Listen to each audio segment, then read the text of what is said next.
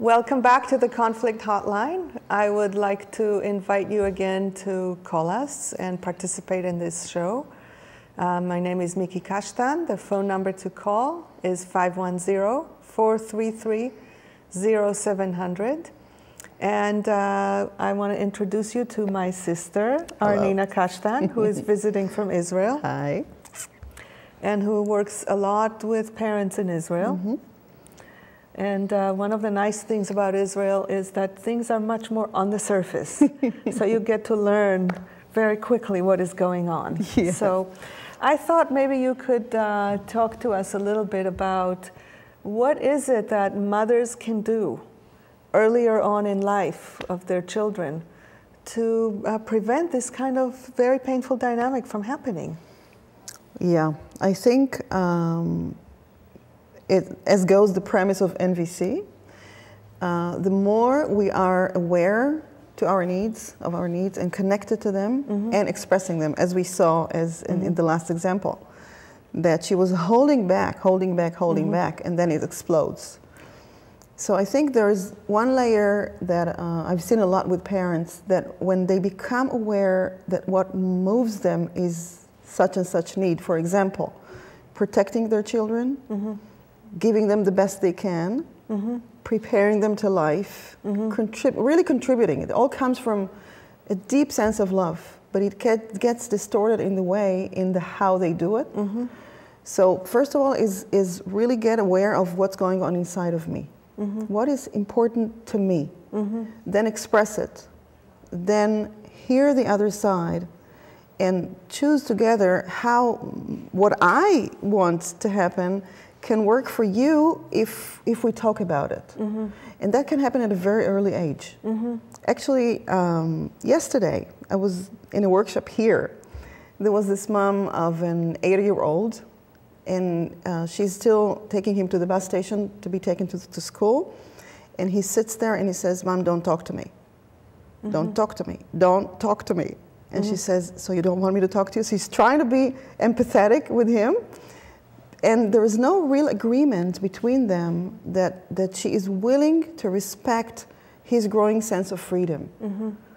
So it's the same issue. It's really the same issue, just a different age, and can be stopped right there. Mm-hmm. So what we did is that she realized that her need is the connection with him. Mm-hmm. So the problem was how she was asking for it. She was asking for it in the moment that he was asking not to be talked to. Because she so much wants to, and he doesn't let them, she and her husband, they cannot even touch the boy anymore. 8 years old, okay? Mm-hmm. A year ago, they could hug him every moment.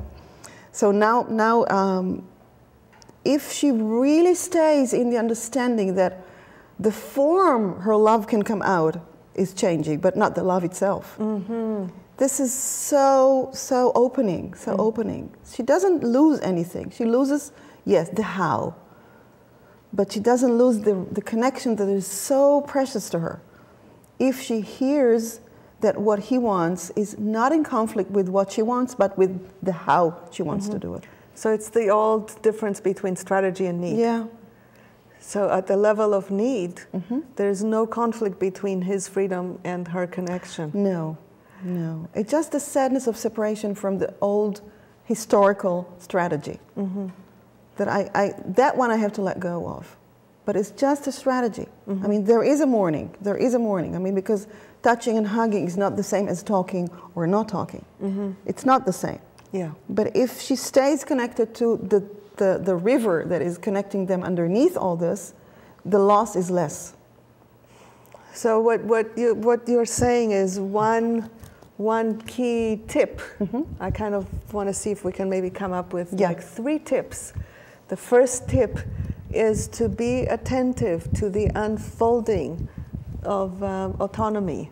Yeah, in the other side. In the side of the child, mm-hmm. and reorient as the child grows. Reorient, knowing that the underlying connection can stay intact. It's just the form and the how that changes. Mm-hmm. So that's one tip. Yeah. Mm-hmm. Yeah, that's the biggest one. Another one is to take the time to mourn. Because there is a loss. There is a loss. I mean, the one that was so close here grows further and further away. College doesn't have to be the last point. He can move away very far and not come back for a week. And this keeps changing. This mother was aware of that. And there is a sense of losing the sweetness of the very private connection that was there. So I really want parents to honor and sense that and be with that and then let go. And then if you do it as the child grows, when they leave home, it's just one more step. It's not one more in an ongoing series of fights. It's one more step in a natural process of letting go and mourning. And then you can actually have more connection with them when they're an adult. Yes, that's what they find out. When they do it, actually it does work for them. It does work. It's painful in the beginning, and then something else opens up. Because it gives more room for the child to want connection. And then another point to learn is not to put it on them. Because like this mother, again, she realized that if she puts it in this way, he closes up. Or if she says, but I really, this 8-year-old mom, but I really want to connect with you, like in this insisting, pushing way, he closes down. So this is a work to be done away from the relationship and bring the understanding of the empathy to the other side, to the relationship. Then at some other point, when they gain the trust that you mentioned before, the trust that she really hears him, that she really hears him, not as a trick to gain his attention, then she can say, you know, I'm sad that this has changed. It's not about not saying anything. It's about when and how again. And it's also, I'm hearing, it's about the connection being a need and a desire rather than a demand. Yes, because if I leave the need as an ongoing vibration in me, and not as a solid thing that has to happen a certain way, there is always an opening for another option how to fulfill it. And I think I also got to the last tip because you said it right at the beginning, and also Kerry gave it to us earlier. It's something about being honest about your own needs. Not losing yourself in the child. And again, being honest and owning it, not honest and putting it on the other side. Is honest, saying and seeing how it affects the other side, and have some work done with myself. Doesn't have to be done all with this child. And yes, I want to express myself. Because one of the fallacies of motherhood is that a mother is not supposed to have needs. I mean, this is a great one to discover. That, like he discovered for a moment, oh, she's human. That's another way to discover that we're human. And the earliest it comes, they have more trust in me as a person and not in me as wanting something from them or sacrificing myself.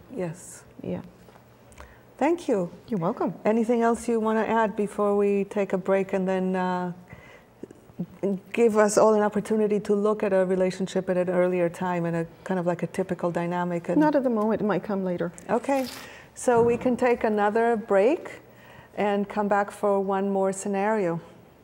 The skeleton is rotting in the grave, and the clay pot